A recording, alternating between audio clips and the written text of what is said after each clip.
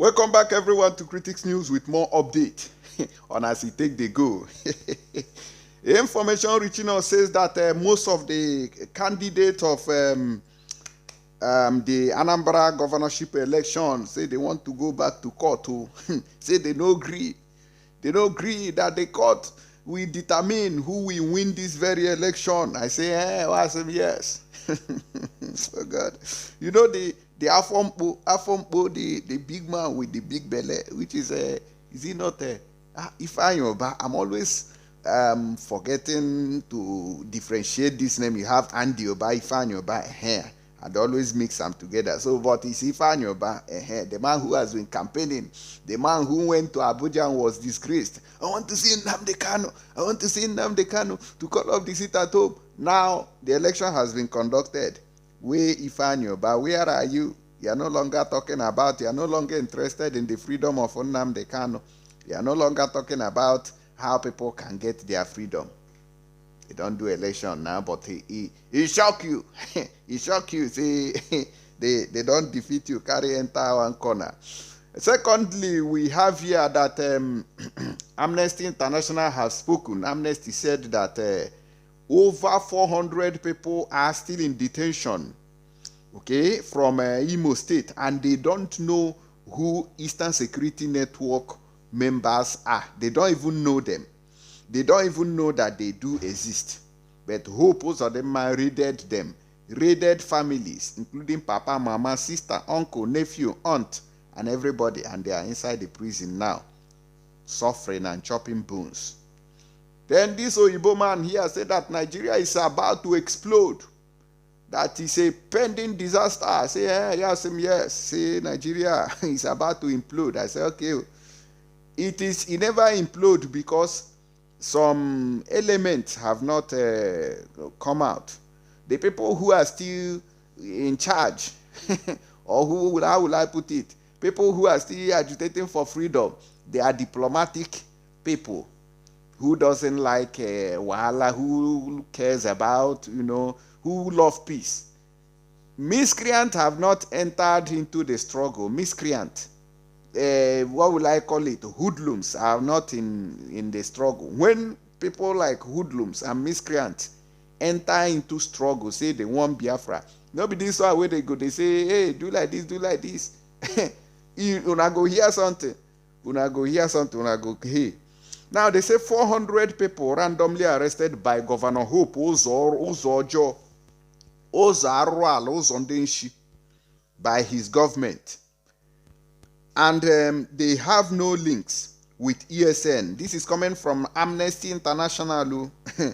According to Amnesty International, in May 2021, the Imo State government announced the arrest of at least 400 people allegedly linked to Eastern Security Network ESN.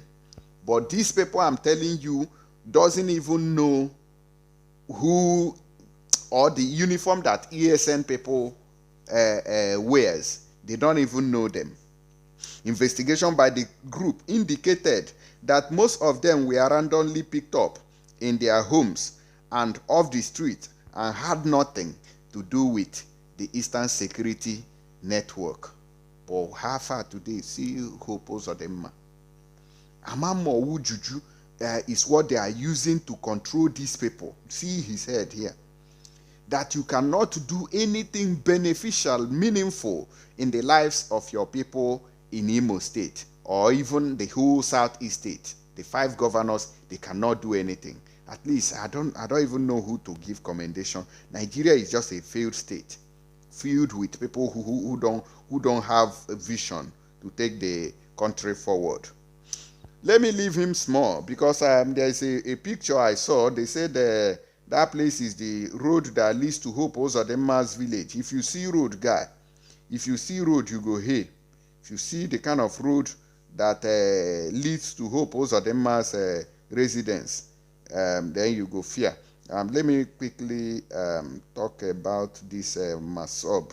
Now, they said the movement for the actualization of sovereign state of Biafra, Masob, has tasked the governorship candidates of the various political parties that participated in the just concluded Anambra election to desist from challenging in court the victory of the new governor-elect, which is Professor Charles Soludo, who contested under the platform of All Progressive Grand Alliance, ABGA.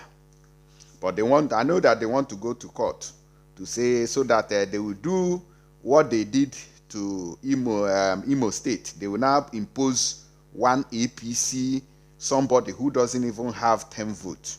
But that one no go work. That is hope Uzodimma. I'm not sure that a wicked person will have peace.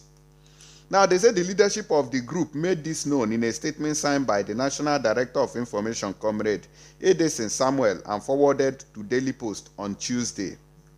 Masob further urged the governorship candidate of All Progressive Congress, APC, Mr. Andy Oba, and Mr. Valentine Ozigbo of the People's Progressive Party, okay, PDP, and other party, and other partners, the new governor-elect. They should partner with the new governor-elect, Professor Soludo, to empower youth and possibly reduce unemployment in Anambra State. Instead of them to come together and say, yeah, congratulations, let us move this country, let us move this state forward. Let's see how we can curb the situation.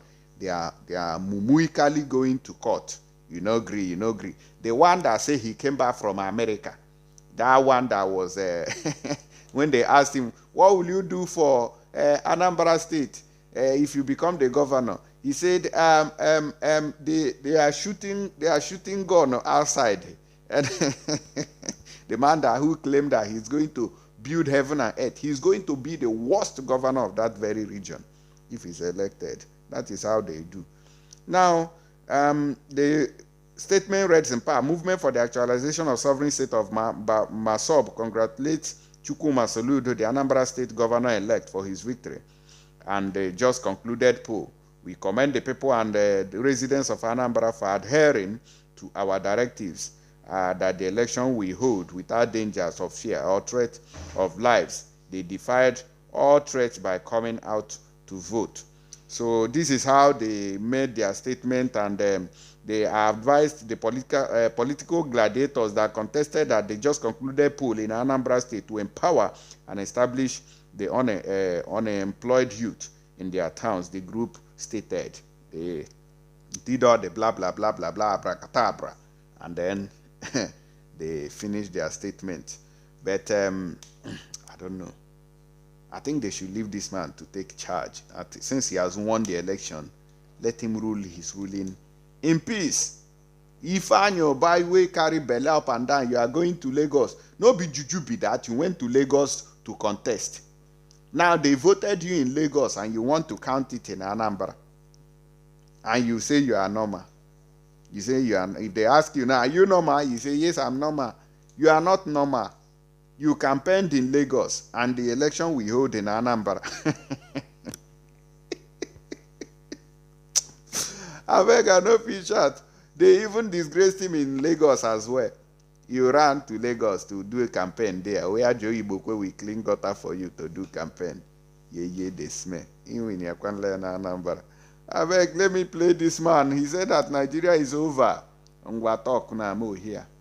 Again, the purpose of this event is to try to make sure that the Congress of the United States, the administration of this country, our friends and allies around the world, and not least, of course, people of goodwill in this country and elsewhere, are on notice that Nigeria is at risk of disastrous collapse, that the forces that we've just been talking about are in the process of taking down a country that is the most populous in Africa, with horrific implications, not just for the immediate vicinity, the Lake Chad region as it's known, but for that continent and almost certainly others beyond. Congressman Wolf mentioned Bono, talking about a catastrophe that would make what has happened to Europe in the past few years as a relatively small number of people migrated there with unbelievably chaotic consequences look like a day at the beach by comparison. We're on notice. And the question is, do we have to wait until this horror is upon us before something is done about it? Or do we take steps now to try to prevent that? And I don't think any of us is saying that this is a panacea. But the appointment of the appropriate individual with the requisite authority. I just wanted to underscore what Congressman Wolf said about having the President of the United States essentially personally empowering Senator Danforth to lead the effort on behalf of our country to alleviate that situation. That has to be done again, and it has to be an empowering of a person with the stature and the capabilities needed to do two really vital things. One is to pull together the government agencies that have responsibility for pieces of a problem like Nigeria. The Defense Department, as well as, of course, the State Department, USAID, the UN mission of the United States, the National Security Council, and others, to come together with a common, appropriate, and much needed policy approach. And then secondly, at least as importantly, to be able authoritatively to represent what that approach is to the government of Nigeria. So they know who they're dealing with. They know that this is, in fact, the policy, and they can't go, looking for people who will provide some sort of alternative that might not require as much of them. So it's those two vitally important things that have to be done. And on behalf of, again, the Save the Persecuted Christians Coalition and team, I just want to say I think this is a moment of truth, a moment when we will find a difference being made by an administration that is about making a difference on behalf of religious freedom and those who are being denied it around the world. And let me just take a moment to say, as bad as this situation is, it is just one of the areas in the world in which particularly Christians are suffering. By some estimates, it's as small a number as 215 million Christians being brutally persecuted. By others, it's as high as 500,000. Excuse me, 500 million. This is on our watch. It is unconscionable. It must be challenged, contested, and if possible, stopped. And that's what this coalition is about.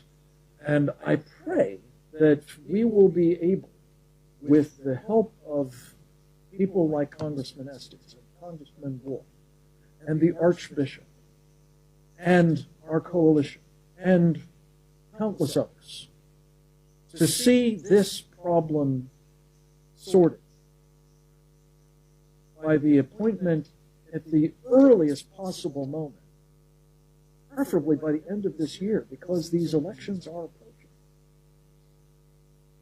of an individual with the requisite authority of the President of the United States and the assignment of making both the U.S. government policy coherent and clear and effective, and communicating that, again, authoritatively to the government of Nigeria, who in the end is ultimately responsible for preventing this catastrophe. All right. When I don't see him, when I don't hear him, I think this video is a little bit old. I think I've played this video sometime in the past. But nobody can. Did Buhari understand what this man read? He can never understand it. You know, understand that. Eh, maybe one day, miscreant will fight for freedom. Now that time when I go hear something, because people who are using biro and pen, they know they give wahala. People like Mazin Nnamdi Kanu, they don't give wahala. They are peace-loving people who want you to just peacefully share this thing. But when Agbero we enter freedom fighting, una go hear we. Now that time una go hear this, una go remember this message. Had I known. Mark my words. See you on the next one.